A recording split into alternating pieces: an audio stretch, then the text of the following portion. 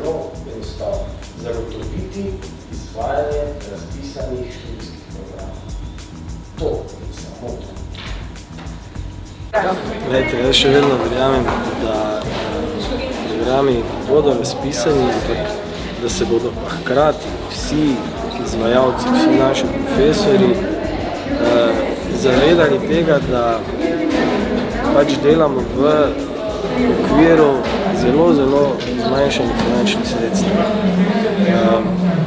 Mi smo že sprejeli tudi manjše plače, pač smo jih vsi morali. Zdaj ne razpisati programe je bilo hudo. Tem se jaz popolnoma strinjam in če mene vprašate, sem za to, da jih razpišem. Zdaj po drugi strani pa moramo zagotoviti, da se bodo ti programi izvedli. Ustavilo se je izvajanje nacionalnega programa visokega šolstva, oziroma se odmikamo od tega programa. Mi pravzaprav sploh nimamo vizije, nimamo slike, kaj bi radi v tej državi. Veste, kaj je težava?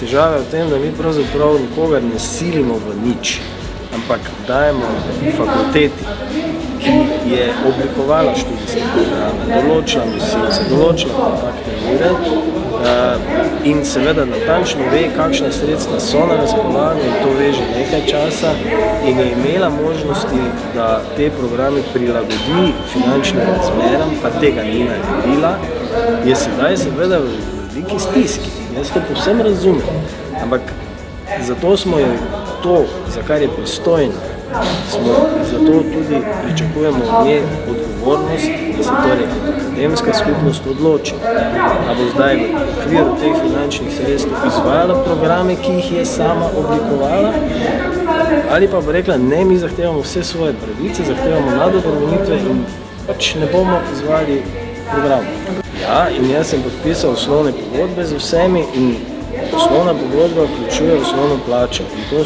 za to osnovno plačo bomo poskrbeli, oziroma lani smo, zdaj letos bomo pač dali vse od sebe, da bomo tudi letos. Tukaj gre, moramo vedeti, za neke nadobremenitve. Te nadobremenitve so v kategoriji uspešnosti in za to gre. Ljudje pač želijo imeti vse tisto, vsako uro na vsako decimalko izplačano. V danih okvirih to pač ne gre. Seveda bodo nekateri programi v vsakem primeru razpisani. Mislim, to ni črno-belo, zdaj če pa fakulteta ne bo, torej če ne bojo podpisane te izjave, pa ne bo nobenega drugostopenjskega programa. Sploh ne gre za to. Jaz se strinjam, da je to velik problem, ampak rad bi spomnil še na nekaj. Na recimo 2 fakultetah te univerze, ki sta bili v še malo globi krizi, so se izvajalci sami odločili na pravni fakulteti recimo in 2 leti prejemali 80% plače. Ne samo, da ni bilo nadobremenitev, 80% plače za to, da so ohranili svoje študijske programe. Na ekonomsko-poslovni je bila podobna zgodba, malo prej. Torej, to ni neka nova situacija. Sklep senata je bil zgolj v tem, da če razpišemo, bolj zagotovimo tudi izvedbo. Verjemite, ne, ampak tudi jaz sem o tem že razmišljal. Pa ne zares, svoj mandat bom zagotovo zaključil, ampak mnogi razmišljajo in nekateri so že odšli in to žal tisti zelo dobri, perspektivni ali pa že dobri raziskovalci, ki imamo zdaj na tehniškem mezi v Gradcu in še kje. Ta beg možganov je grozljivo dejstvo naše države. Vendar, mogoče bi morali v kleti rektorata postaviti tiskarno denarja, ne vem. Mi več kot dobimo, ne moremo preprosto porabiti. No, poglejte, zdaj vam vsekakor svetujem, počakajte, da boste videli, kako se bodo vaši profesori odločili.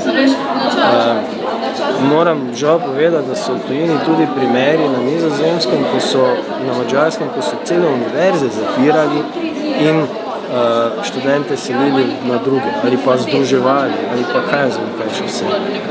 Seveda le verjamem, da nas kaj takega ne čaka, ker v Sloveniji pa toliko univerz nimamo. Dovolj velik problem. To štrajk skupaj z študenti za ustavitev študijskega procesa, mednarodna blamaža Slovenije. Veste, kaj to pomeni, ne? Seveda, to bi bila dovolj velika. To bi bil zelo učinkovit ukrep. Seveda se da, zaradi tega, ker to, kar stalno poslušamo, kako v državnem proračunu ni denarja. Mislim, to je vprašanje, kako gledate. Prvič, ne? Ogromno denarja, ne vemo, kam gre, ne? In to ni tistih 10 milijonov, ki jih univerza v Mariboru rabi, ne? Ampak to je nič, ne, za državni proračun. Drugo pa seveda, kako bi rekla, gre za razdelitev denarja, ne? Mi imamo denar, da naše vojake pošiljamo v Afganistan, nimamo pa denarja, da vas šolamo, veste, to so smešne stvari. In dokler mi teh stvari ne bomo postavili tako, kot je treba, tako dolgo pač ne bomo denarja dobili, a ne? To je pač tako in tu zdaj je pač na nas, na študentih in profesorjih skupaj, pa seveda tudi na rektoratu, ki bi moralo to dojeti, da skupaj dejansko postavimo jasne zahteve in če jih bi postavili jasno, če bi ob tem delali dovolj velike probleme, bi denar dobili.